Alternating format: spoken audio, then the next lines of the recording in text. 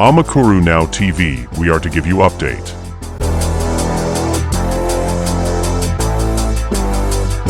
Konje kuguha ikaze bakunze mu dukoja ku muyoro YouTube channel yitwa Amakuru Now TV, aho rero tuguha ikaze ku makuru agezweho kuri uyu mugoroba ku itariki enye z'ukwezi kwa munani 2026 mu studio muri kumwe na Fisto da Silva. Reka nizere ko rero mumeze neza, aho rero amakuru yacu agiye kwibanda kuri zino ngingo z'ingenzi zikurikira. Buriya makuru turaza kuba twagaruka ku makuru rero agendanye no gukomeza Rwanda FDA ikomeza ifunga inganda zigiye zitandukanye zakoraga inzoga zitujuje ubuziranenge. Muri aya makuru turaza kuba twagaruka mu buryo burambuye ibigenderwaho kugira ngo uruganda babe barwambura uruhushya cyangwa se babe bakura ibinyobwa by'urwo ruganda ku isoko. Byose uraza kuba wabimenyera muri amakuru mu buryo burambuye. Icyo ngusaba ni ukurikirana amakuru paka ageze ku musozo uze kumenya byinshi bigiye bitandukanye twaguteguriye kuri iyi nkuru. Nabonye hari izindi nganda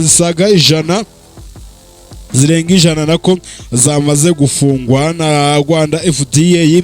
Uraza kuba wamenya mu buryo burambuye rero byose, ndetse n'itangazo FDA yashyize hanze, byose uraza kuba wabimenyera hano muri aya makuru mu buryo burambuye. Niyo mpamvu icyo ngusaba ari ugukurikirana amakuru paka ageze ku musozo uze kumenya byinshi bigiye bitandukanye twaguteguriye kuri iyi nkuru. Muri aya makuru kandi turaza kuba twagaruka kuri no nkuru ikomeje kuba rero yasirikira ku mbuga nkoranyambaga muri Repubulika ya Demokarasi ya Kongo.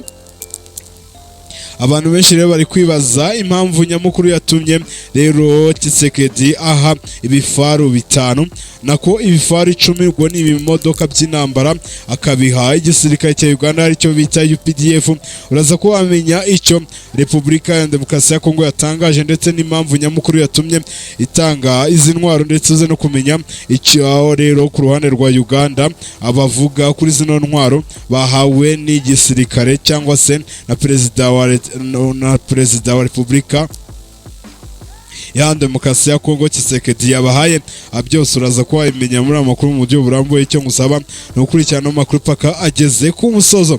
Muri aya makuru kandi turaza kuba twagaruka ku ntambara ya Iran ndetse na Leta Zunze za Amerika ku munsi w'ejo, ubwo rero Trump yatangazaga ko ahagaritse ibitero bikomeye yaragiye kugaba kuri Iran. Kuri ubu rero ibiciro by'ibikomoka kuri peteroli byahise bigabanuka ku kigero cya 5%. Uraza ko wamenya byinshi bigiye bitandukanye rero twaguteguriye kuri iyi nkuru uze kuba wabimenya mu buryo burambuye. Kandi muri aya makuru turaza kuba twajya kuri iyi nkuru ivuga ko abahuza bari kwiyama cyangwa se bari kwihanangiriza Israel ikomeje kugaba ibitero bikomeye mu gace ka Gaza. Aho rero ibitero iherutse kugaba byaje guhitana abantu 18. Abo bahuza ni bande bose uraza kuba wabimenyera muri aya makuru mu buryo burambuye. Icyo ngusaba ni ugukurikirana amakuru paka ageze ku musozo uze kumenya byinshi bigiye bitandukanye twaguteguriye kuri iyi nkuru. Muri aya makuru kandi turaza kuba twabagezaho n'iyi nkuru turaza kuba twagezaho ni inkuru yo muri Leta Zunze za Amerika n'ubone, aho rero muri Leta Zunze za Amerika abantu bakomeje kuba bahitanwa n'inkongi y'umuriro, bakomeje kuba benshi. Rero muri aya makuru turaza kuba twakomereza no mu gihugu cyo muri Leta Zunze za Amerika n'ubundi, aho rero inkongi y'umuriro imaze kwibasira leta ya Washington, aho rero abantu barenga 600,000 bamaze kukurwa mu byabo. Uraza ko bamenya byinshi bigiye bitandukanye twaguteguriye kuri iyi nkuru. Amakuru yacu yagiye kuba yakibanda kuri izo ngingo z'ingenzi maze kubabwira haruguru, aho rero ngiye kuba nagusaba kuba wakora subscribe kuri YouTube channel yitwa Amakuru Now TV niba ari bwo bwa mbere kandi udukurikiye. Ndagira ngo mbwire ko amakuru yacu atambuka mu masaha nimugoroba no mu masaha ya mu gitondo, hanyuma hagati aho tukagenda tukugezaho update azigiye zitandukanye. Muri amakuru kandi tuba turi kumwe n'ivuriro Isaro Medical Clinic, akaba ari ivuriro rero ritanga serivisi zigiye zitandukanye z'ubuvuzi, aho rero bagusuzuma akagwa n'imiti bakakuvura indwara z'amenyo, ndetse bakabana bagwa serivisi zigiye zitandukanye ku muntu wahuye n'imvune. Hanyuma rero nimero yabo nimero yabo ushobora kuba wabahamagara mbere y'uko ubahamagara, ariko ikindi wamenya nuko rero bakorera mu karere ka Nyanza, ubwo ni mu majyepfo y'u Rwanda hafi na stade y'akarere ka Nyanza. Nimero ushobora kuba waboneraho ni kuri 0785, rero nimero yabo ushobora kuba waboneraho ni 0785620129 bakahita bakwitaba, ukaba wababaza byinshi bigiye bitandukanye tutaba twavugiye muri aya makuru. Icyo baba biteguye cyo ni ukwitaba kwa serivisi nziza kandi azihuse. Nawe ukeneye kuba wakamamaza ibikorwa byawe muri iyi gahunda y'amakuru, nuko ushaka kuba watwandikira cyangwa kuduhamagara kuri 0781030780. Reka nguhe ikaze rero muri aya makuru mu buryo burambuye mwateguriwe n'itsinda rigari rya Fistobi Entertainment. Rero ugiye kuyabagezaho nitwa Fisto da Silva nk'ibisanzwe. Reka nongere nguhe ikaze muri aya makuru mu buryo burambuye. Amakuru yacu tugiye guhera mu gihugu cy'u Rwanda. Mu gihugu cy'u Rwanda murabizi ko muri iyi minsi bari mu nkundura zo guhashya icyorezo cy'inzoga zitujuje ubuziranenge. Kuri ubu rero Rwanda FDA yamaze gushyira hanze itangazo rigaragaza ko bamaze gufunga inganda zirenga 100. Muri izo nganda rero ni zari zimaze igihe zikorera ku butaka bw'u Rwanda, ndetse bakaba bambuwe n'uburenganzira bwo gukomeza gukora ibyo bakoraga, ndetse bakaba banategetse abaranguriyeyo ibyo binyobwa kuba babikusanya ndetse bakaba babisubiza ku ruganda, mbere yuko inzego z'umutekano ndetse n'izindi nzego z'ubuyobozi zitangira gukora ubugenzuzi bwo kureba niba nta byasigaye bari guha abaturage. Hanyuma rero ikindi nuko uhagarariye polisi y'u Rwanda, uhagarariye cyangwa n'umuvugizi rero yavuze ko abayobozi b'inzego z'ibanze badagomba gukomeza kubangamira abaturage bababwira ko batemerewe kwenga ibigage cyangwa se ubushera, avuga gahunda ihari ni ukubabwira ko bagomba kubyenga hakurikijwe amabwiriza yatanzwe. Ibi rero yabivuze nyuma y'aho hari umuturage yamubajije ikibazo cy'uko hari abayobozi bo mu nzego z'ibanze bakomeje guhutaza abaturage bababwira ko batemerewe kwenga inzoga gakondo, ariyo mabwiriza ngo bahawe. Gusa umukuru rero uyu mupolisi uri mu bamwe bari no kugenda bakurikirana ibikorwa byo gufunga ndetse no guca inzoga zitemewe ku isoko, akaba yabihaye umucyo. Rero mu itangazo dufite imbere yacu ni itangazo rya FDA ryasohotse ku itariki 3 Kanama 2026. Rero riragira riti hashingiwe ku itegeko nimero 003/2018 ryo ku itariki 9 z'ukwezi kwa 2 2018 rishyiraho ikigo cy'igihugu gishinzwe kugenzura imiti n'ibiribwa Rwanda Food and Drugs Authority Rwanda FDA, kandi rigenga inshingano imiterere n'imikorere byacyo, by'umwihariko rero ku ngingo y'9 hashingiwe ku bugenzuzi bwakozwe hagendewe ku mabwiriza agenga ubuziranenge. Hashingiwe kandi ku itangazo ryo ku itariki 2 Kanama 2026 byerekeye rero ifungwa ry'inganda zikora ibinyobwa bisembuye zigaragara ku bugenzuzi rero bwakozwe ku itariki ya 1 z'ukwezi kwa 8 2026 mu rwego rwo kurengera ubuzima n'umutekano by'abaturage. Rwanda FDA iramenyesha abakora, abatumiza, abagurisha ku isoko, abacuruza ndetse n'abaturage muri rusange ko hafashwe ingamba zikurikira kandi zigomba kubahirizwa uhereye igihe iri tangazo risohokeye. Rero icya mbere, Rwanda FDA ifunze inganda zikora ibinyobwa bisindisha ziri ku rutonde ruri ku mugereka wa kabiri, kandi ikuyeho impushya zose zari zarahawe izo nganda zo gukora ibyo binyobwa. Rwanda FDA rero itegetse ko ibinyobwa byose bikorwa n'izo nganda ziri ku rutonde ruri ku mugereka wa 2 bikorwa ku isoko ry'u Rwanda. Rwanda FDA itegetse abakora ibyo binyobwa guhita babikura ku masoko bakimara kubona rino tangazo. Ikindi wamenya nuko Rwanda FDA itegetse ba nyiri izo nganda guhita basaba bakwirakwiza ibyo binyobwa ku isoko kubihagarika, ndetse bakaba banabashishikariza kuba babasubiza ibyo bari barabahaye. rero ikindi wamenya nuko gukusanya ibyo binyobwa no kubikura ku babiranguye, gusubiza ibinyobwa byose bisigaye ndetse n'ibyakusanyijwe aho bikorerwa. Hanyuma abakora ibyo binyobwa bategetswe kugeza ku kigo cy'igihugu gishinzwe kugenzura imiti n'ibiribwa Rwanda FDA raporo y'igikorwa cyo gukusanya mu gihe kitarenze iminsi 3 y'akazi uhereye igihe iri tangazo risohokeye. Amabwiriza n'abacuruza ibinyobwa biri ku mugereka wa 2 bategetswe guhita bahagarika kubikwirakwiza no kugurisha ndetse no gusubiza ibinyobwa bisigaye ku babibaranguje nabo bakabisubiza ku nganda. Hanyuma ku batazu rero ikindi wamenya nuko ku batazubahiriza aya mabwiriza bizatuma hafatwa izindi ngamba ziteganwa n'amategeko n'amabwiriza bigenga. Rwanda FDA irasaba abanywa ibi binyobwa biri ku mugereka wa 2 kubihagarika. Icyo itonderwa urutonde rw'izi nganda zizafatwa ingamba rero urutonde rw'izindi nganda zizafatirwa ingamba ruzatangazwa mu gihe kiri imbere.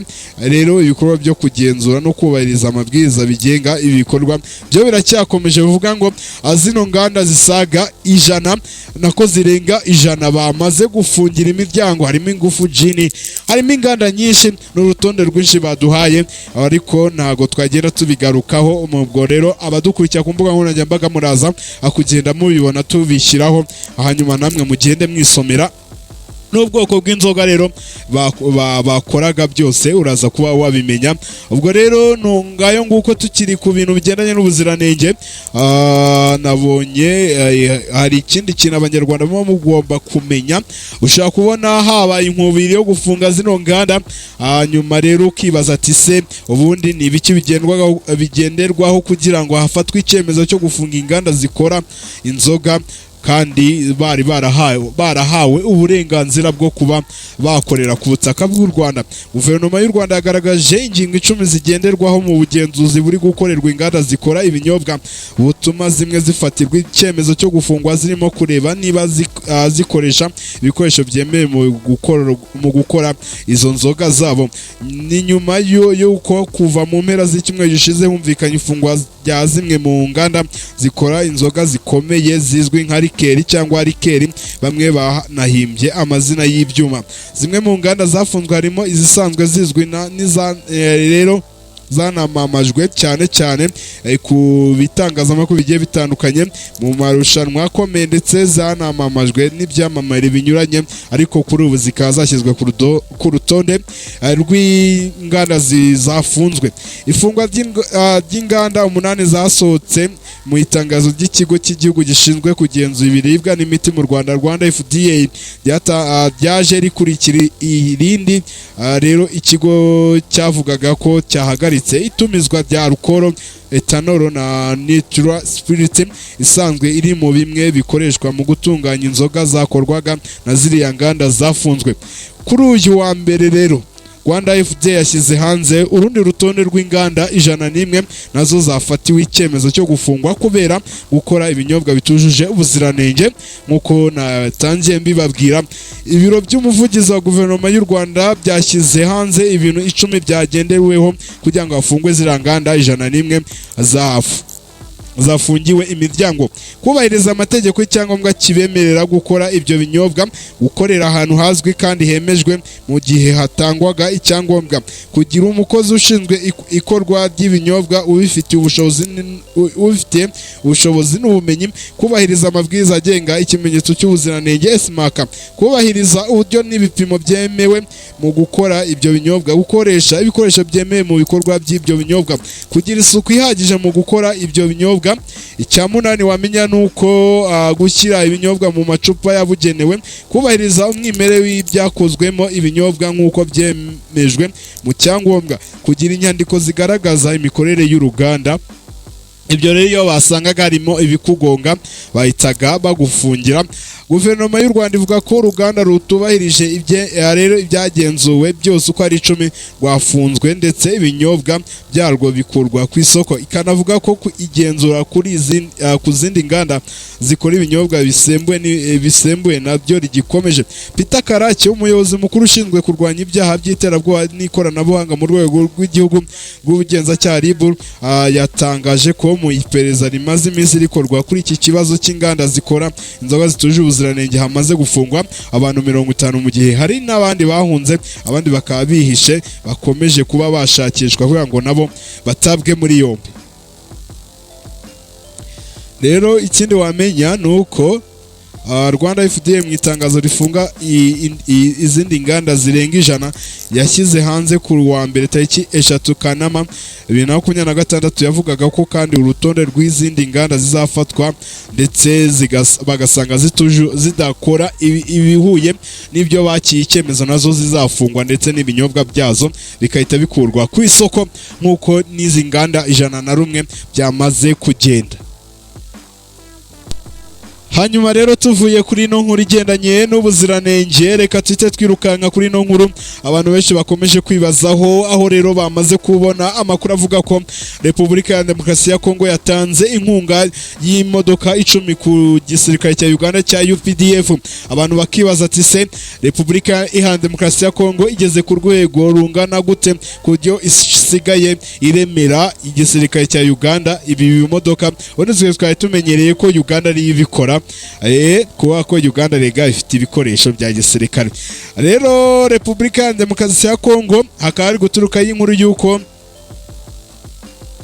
abantu batari kumva impamvu nyamukuru yatumye Tshisekedi, uyu ni perezida w'igihugu cya Repubulika ya Demokarasi ya Kongo, aha UPDF imodoka 10. Perezida wa Repubulika ya Demokarasi ya Kongo Felix Tshisekedi yahaye ingabo za Uganda UPDF imodoka nshya 10 zo mu bwoko bwa Toyota Land Cruiser Pickup mu rwego rwo kongera ubushobozi ibikorwa bihuriweho byo kurwanya umutwe wa ADF mu burasirazuba bwa Repubulika ya Demokarasi ya Kongo. Izi modoka zashyikirijwe ubuyobozi bwa UPDF mu muhango wabereye i Beni mu ntara ya Kivu y'Amajyaruguru. Guverineri w'iyo ntara bamwita Major General Somukakule Evariste wari uhagarariye Perezida Tshisekedi yavuze ko iyi nkunga ari ikimenyetso cy'ubufatanye bukomeje kuranga Repubulika ya Demokarasi ya Kongo na Uganda mu guhangana rero mu guhangana n'umutekano muke uterwa n'umutwe wa ADF. Yashimangiye ko ibikorwa bihuriwe n'ingabo za Repubulika ya Demokarasi ya Kongo FARDC na UPDF byafashije kuzamura umutekano mu bice byinshi byo mu burasirazuba bwa Kongo, bituma abaturage benshi basubira mu ngo zabo nyuma yo guhunga ibikorwa by'urugomo. Hanyuma ku ruhande rwa Uganda, Major General Stephen Mugegwa uyoboye umutwe wa UPDF uri muri Operation Shuja yashimiye Perezida Tshisekedi kuri iyo nkunga, avuga ko igaragaza icyizere n'ubufatanye buri hagati y'ibihugu byombi. Yanavuze ko UPDF na FARDC bazakomeza guhiga abarwanyi ba ADF kugeza batsinzwe burundu. Operation Shuja yatangiye mu Gushyingo 2021 nyuma y'ibitero by'iterabwoba umutwe wa ADF wagabye muri Uganda. Kuva icyo gihe ubuyobozi bwa gisirikare buvuga ko ibikorwa bihuriweho byagabanyije ubushobozi bw'igisirikare cya UPDF. Bivuga ko ibikorwa bihuriwe byagabanyije ubushobozi bw'uyu mutwe. Abaturage benshi bagasubira mu ngo zabo, bamwe mu bashimuswe bakagaruka hanyuma bakabohozwa nk'uko amakuru abivuga, ndetse bamwe mu bayobozi ba ADF bakaza no kuba bakicwa. Abayobozi bavuga ko kandi umutekano wiyongeye watumye amashuri yongera gufungura mu bice bimwe na bimwe. Ubucuruzi bwambukiranya imipaka hagati ya Uganda na Repubulika ya Demokarasi ya Kongo burazamuka, ndetse n'imihanda irimo Beni Kasindi, Beni Biako, Biakato Magina na Luna Komanda ikubakwa cyangwa igasanwa bikorohereza urujya n'uruza rw'abantu n'ibicuruzwa hagati y'ibihugu byombi, ubwo ni Uganda ndetse na Repubulika ya Demokarasi ya Kongo.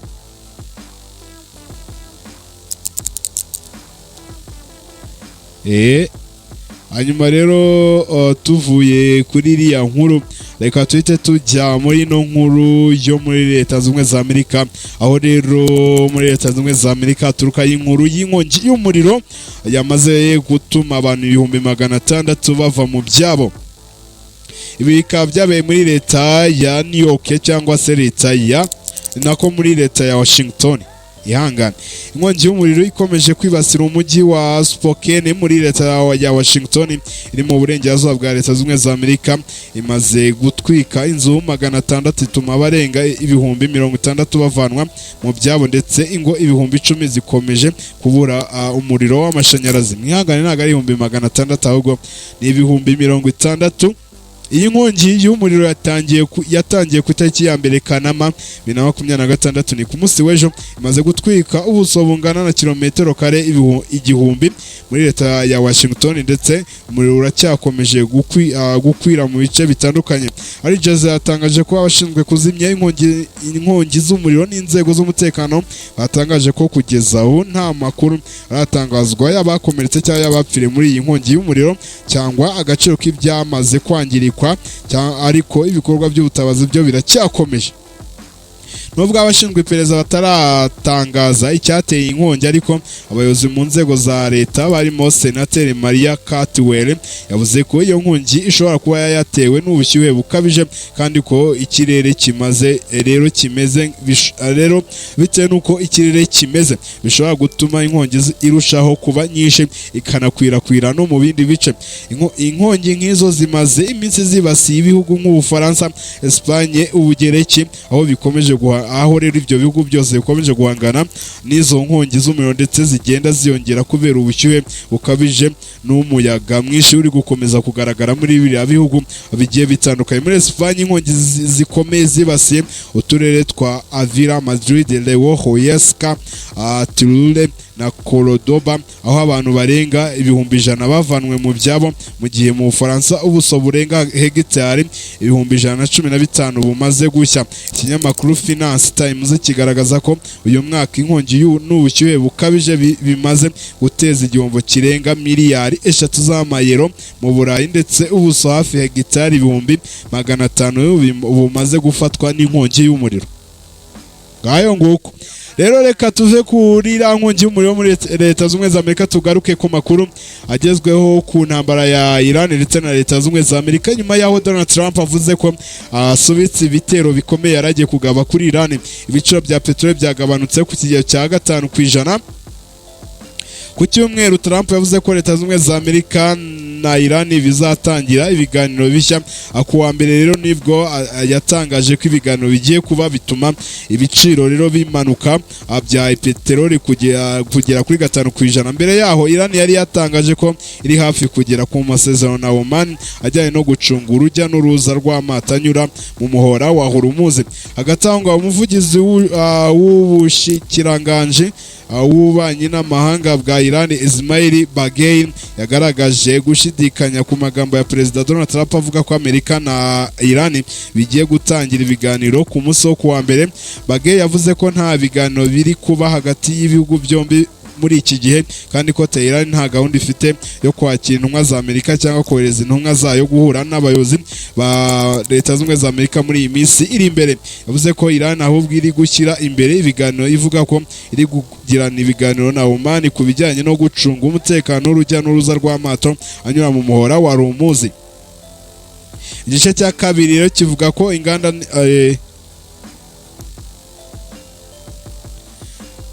ubwo rero ni ukukomeza tukabitega amaso tukareba ngo ninde uri kuvugisha ukuri cyangwa se ninde uri kutubeshya.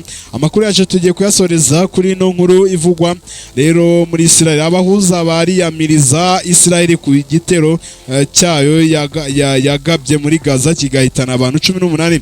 Qatar, Misiri na Turukiya, ibihugu bihuza impande zombi mu biganiro byo guhagarika intambara muri Gaza, byamaganye Israel nyuma y'igitero gishya bivugwa ko cyahitanye yahitanye nibura abantu 18 muri kariya gace ka Gaza.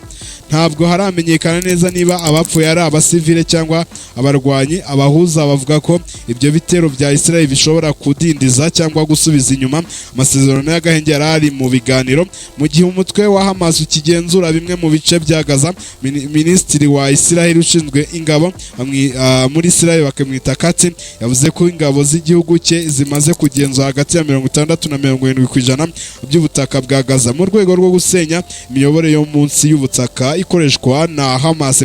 Ku cyumweru Katz yavuze ko ingabo za Israel zitazava muri Gaza mbere y'uko Hamas yemera gushyira hasi intwaro. Ku rundi ruhande Hamas ivuga ko Israel yo ibanza guhagarika ibitero byayo mbere y'uko yemera gushyira hasi cyangwa kwegurira abandi intwaro zayo.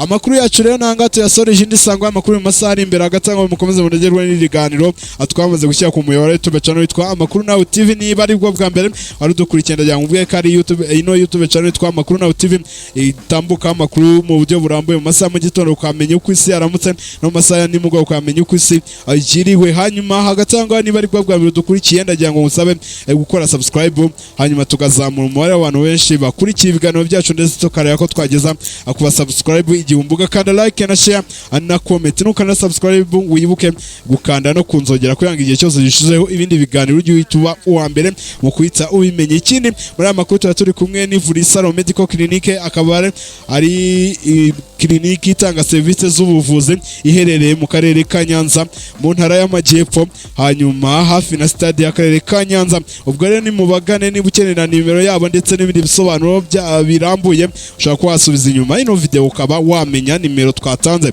Hanyuma ikindi rero reka ngushimire mbonere no gufata umwanya ushishikarize gukurikira ibindi biganiro twamaze gushyira kuri no muyoboro YouTube channel witwa Amakuru Now TV. Hanyuma usharinge, ukande like, ukande comment, ibintu byose birushaho kugenda neza cyane. Muri studio muri kumwe na Fiston da Silva agatanga mukomeza munogerwe n'ibindi biganiro twamaze gushyira kuri no muyoboro YouTube channel witwa Amakuru Now TV. Hanyuma nawe ukeneye kwamamaza ibikorwa bya muri aya makuru ushaka kuba watwandikira cyangwa duhamagara akuri 0781107080. Hagatanga Imana ikomeze batize ubuzima n'amafaranga tuze guhura mu masaha ari imbere tubagezaho andi makuru yiriwe avugwa cyangwa se aramutse avugwa. Hagatangwa mukomeze munogerwe n'ibindi biganiro twamaze gushyira kuri no muyoboro YouTube channel witwa Amakuru Now TV. Bye bye. Amakuru Now TV, we are to give you update.